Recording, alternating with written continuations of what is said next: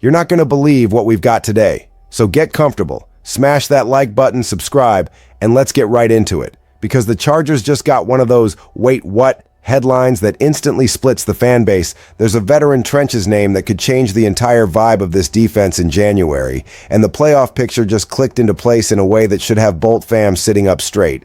And then there's a voice from the past dropping a statement about Justin Herbert that hits different, like it's confirming what we've all been feeling. So let me ask you this right now. Do you trust this team when the lights get brighter, or are you still waiting for proof? First up, we have to talk about the Pro Bowl news, because it's the kind of recognition that feels almost impossible on paper, and yet it tells you everything about how real this Chargers ceiling is. Joe Alt getting named to the Pro Bowl on Tuesday shocked people for one simple reason. He only played 6 games. Most fans had already accepted the reality that even if he was elite when he played, the missed time would keep him from getting that kind of league-wide spotlight. Alt battled that ankle all season after spraining it early against the Giants and then re-aggravating it later against the Titans. It was basically a weekly roller coaster of, is he back? And how close is he? And how long can he hold up? And yeah, if you're judging purely by games played, you can argue there were other tackles who had stronger full-season cases. But the NFL doesn't have a minimum games played rule like the NBA does. And historically, this isn't completely unprecedented. That doesn't automatically make everyone happy, but it does explain how something like this can happen. Now here's the part that should make every Chargers fan pause and really think. The on-off impact with Alt was ridiculous. The Chargers were 4-0 in games where Alt started and finished. They went 7-4 in games he didn't finish. Over time, they got better at surviving without him, scheming around protection issues, adjusting tempo, leaning on different concepts. But the truth is, the offensive floor drops when he's not out there. The margin gets tighter, and the offense feels like it's walking a narrower path. The numbers underline it in a way that's hard to ignore. With Alt on the field, the Chargers' passing offense produced 0.30 EPA per pass play, an efficiency level that would rank as the best passing offense in the league. Without him, the passing game dipped to 0.03 EPA per pass play, which would sit around the low 20s range league-wide. That difference is massive. It's not just he's good, it's he changes what you can call. It's the confidence to let routes develop. It's Herbert being able to stay composed instead of constantly bracing for pressure. And Alt's own pass protection numbers back it up. 97.8 pass blocking efficiency, only 7 pressures allowed, and just 1 sack in those 6 games. So if the Pro Bowl nod feels controversial, here's the real takeaway. It's a warning label for the rest of the league, because if this is what the offense looked like with Alt in and out, imagine what the Chargers can be when the protection picture is finally stable again. And that thought should excite you and scare everybody else. But while we're still processing that, the next twist is the kind of rumor that makes you picture January football immediately. Jadeveon Clowney isn't getting any younger, and at 32, he's clearly in that phase of his career where the goal isn't just playing, it's chasing a ring before the final chapter. He's been a journeyman, bouncing through teams and systems, and now he's been with Dallas in a short stretch where he still showed there's something left in the tank. 4 sacks and 16 solo tackles in his limited time as a Cowboy. He's not the same player he was when he entered the league, but he's still a problem in the right role. And here's where the Chargers angle gets real interesting. This defense is already stacked with talent, but the postseason has been the mountain this franchise keeps trying to climb. Even with Khalil Mack back for one more year, there's a strong argument that adding a veteran like Clowney, someone who understands the grind, the physicality, the one-and-done pressure, could give the front even more bite when it matters most. Jim Harbaugh wants that old-school identity in the trenches, and Clowney fits that energy. You've already got the meat-and-potatoes type bodies up front. Guys like Tier Tart and Deshaun Hand, built for collisions, built for holding ground, built for making quarterbacks uncomfortable.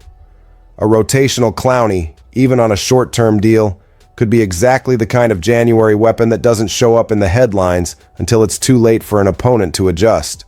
And there's another layer here that matters. Denzel Perryman facing a suspension. If you're missing that kind of presence in the middle, you can't just replace it with hope. You need to win snaps with physical players, smart players, veterans who can survive chaos. Clowney wouldn't need to play most of the snaps. He'd need to win the snaps that swing games.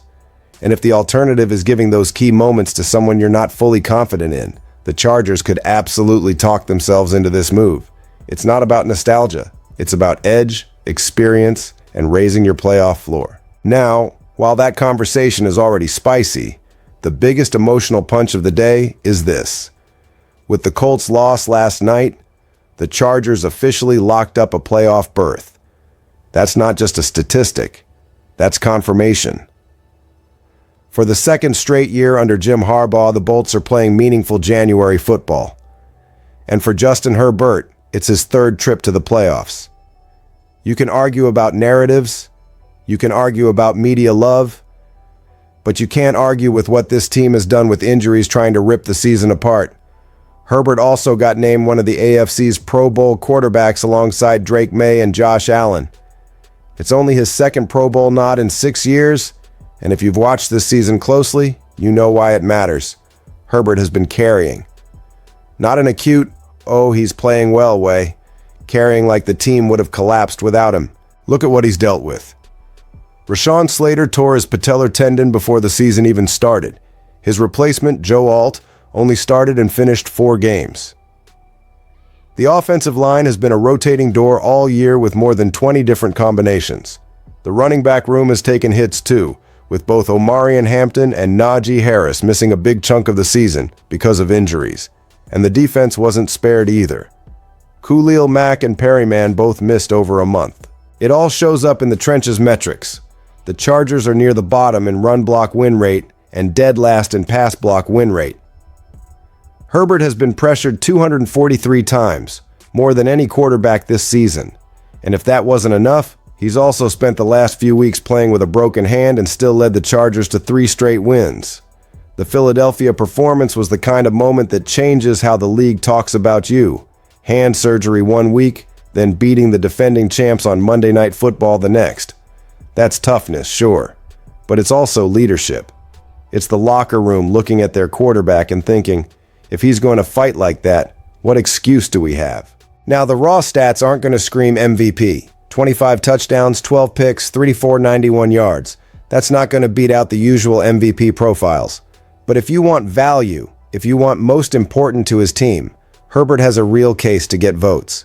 And if the Chargers can win out and steal the division from the Broncos to close the season, that's when the national conversation starts to shift, because it's not just numbers, it's context, resilience, and winning. And then we get to the last piece, the one that feels like the perfect stamp on how different this year is. The Chargers are catching everyone by surprise, and that includes Keenan Allen. After everything he's seen over the last year, he's now publicly praising how much the organization has changed under Harbaugh. And the biggest change he points to isn't even a scheme detail.